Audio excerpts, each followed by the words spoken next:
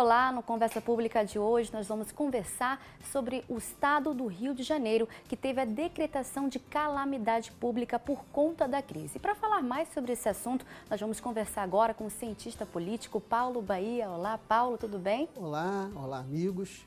A história é uma história longa. Nós temos uma crise no momento, uma crise muito grave, mas temos um histórico dessa crise. O estado do Rio de Janeiro surge da fusão do estado da Guanabara com o estado do Rio de Janeiro. E o estado da Guanabara surge com a transferência da capital do Rio de Janeiro para Brasília. Com a saída da capital do Rio de Janeiro para Brasília, a cidade do Rio de Janeiro, que vira estado da Guanabara, perde a sua principal vocação econômica, que era a centralidade do país, e não consegue substituir por outra atividade. A fusão do estado da Guanabara com o estado do Rio de Janeiro faz com que dois estados, o da Guanabara, que não tinha uma vocação claramente definida e sem ajudas para a transição de ser Distrito Federal para Estado, e o estado do Rio de Janeiro, com uma agricultura em decadência, formam, a partir de 75, um estado que sempre foi deficitário, e ele consegue romper esse ciclo com o crescimento da indústria do petróleo e gás no final da década de 80 e início dos anos 90. Aí você tem um novo perfil. Portanto, o estado do Rio de Janeiro, ele vem de um longo processo histórico em que ele não conseguiu ter diversidade econômica, diversidade social e tinha uma concentração muito grande de atividades, concentração essa que se reforça com a indústria de petróleo e gás, que centraliza o estado do Rio de Janeiro, trazendo um comodismo para as forças políticas do Rio de Janeiro que se fincaram no petróleo e gás. Quando, já na década de 80, o petróleo e gás davam indícios de que poderiam ser problemas no futuro. Já se falava em energia alternativa, já se falava da necessidade de pensar a diversificação da vocação produtiva do Estado. Essa diversificação não foi feita. E o que conseguiu se diversificar estava muito vinculado à cadeia de petróleo e gás, com algumas montadoras de automóveis vinculadas a isso. Então nós temos um Estado que tem uma fragilidade estrutural pelo ponto de vista da geração de riquezas no Estado, embora seja o segundo Estado, mas temos essa deficiência. E o que acontece? A indústria de petróleo e gás entra em crise nos anos 2000.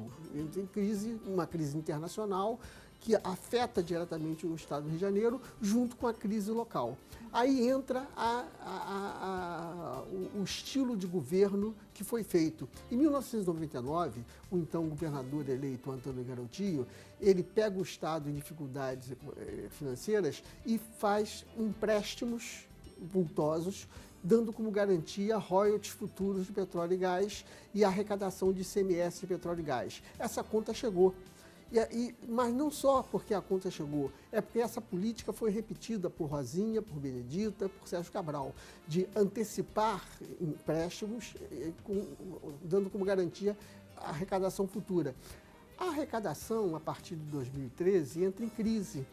E com a arrecadação em crise, as prestações desses empréstimos têm que ser pagos e outros compromissos financeiros têm que ser pagos. E o Estado não tem estrutura de arrecadação para sustentar os seus gastos, sustentar a prestação de serviço eficiente que tem que ter com a sociedade. Então nós chegamos a esse estado que você mencionou, de calamidade. Um estado de calamidade na qual os serviços públicos estão sendo muito mal prestados, as instituições não funcionam, os servidores não conseguem trabalhar, os servidores não têm como trabalhar, independente de receber o salário ou não. Esse é um outro ponto da crise, que chegou-se ao ponto de não pagar mais os servidores.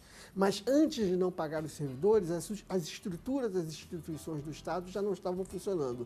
E isso tem uma retroalimentação no sistema produtivo. Na medida em que as instituições não funcionam, isso desanima investidores ao Estado. Então nós estamos nesse ciclo perverso, um ciclo em que nós somos vítimas da nossa própria incompetência, nós fomos vítimas de não criarmos alternativas socioeconômicas com base numa economia criativa e produtiva para diversificar a geração de rendas no Estado e diversificar a inserção das pessoas no Estado. Ficamos muito dependentes do petróleo e gás e muito dependentes do governo federal.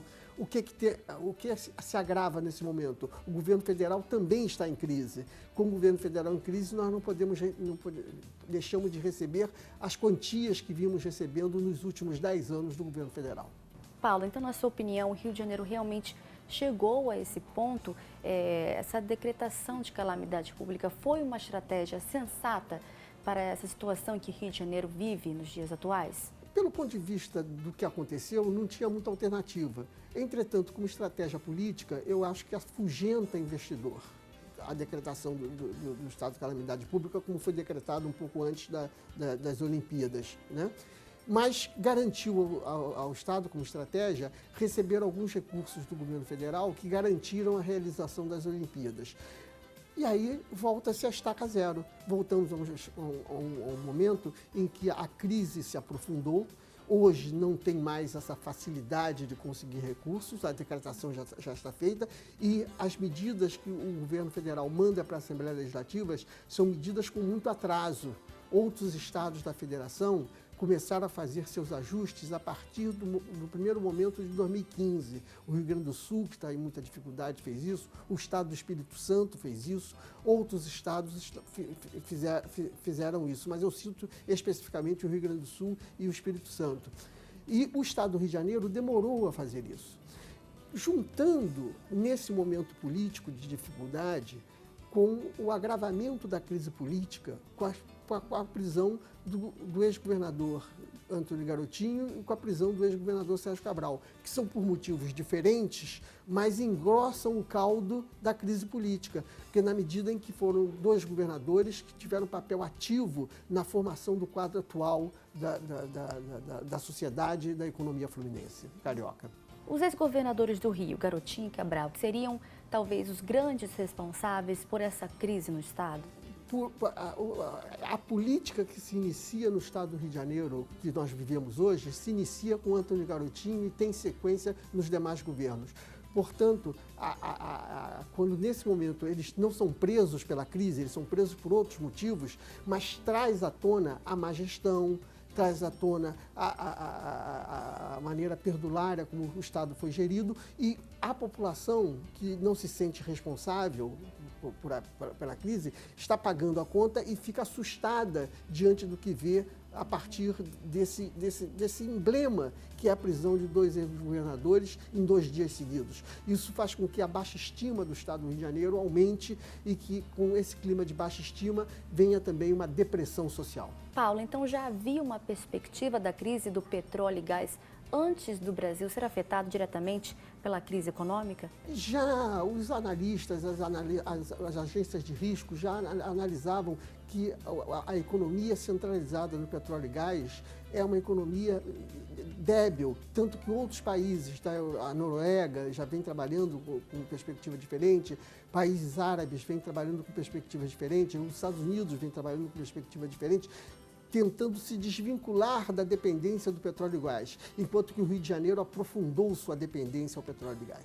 No seu ponto de vista, o Estado poderia buscar outras alternativas para lidar com essa crise? O Estado vai ter que buscar outras alternativas ou então a gente vai fechar com o Estado. Então, ou busca-se outras alternativas, ou não adianta falar mais uma vez em empréstimos com royalties futuros, porque nós não teremos esses royalties futuros, porque o barril do petróleo internacional está muito baixo e os investimentos da Petrobras estão em crise e eram concentrados no Rio de Janeiro. Estão em crise, nós não teremos esses investimentos. Então, é sonhar com aquilo que vira pesadelo.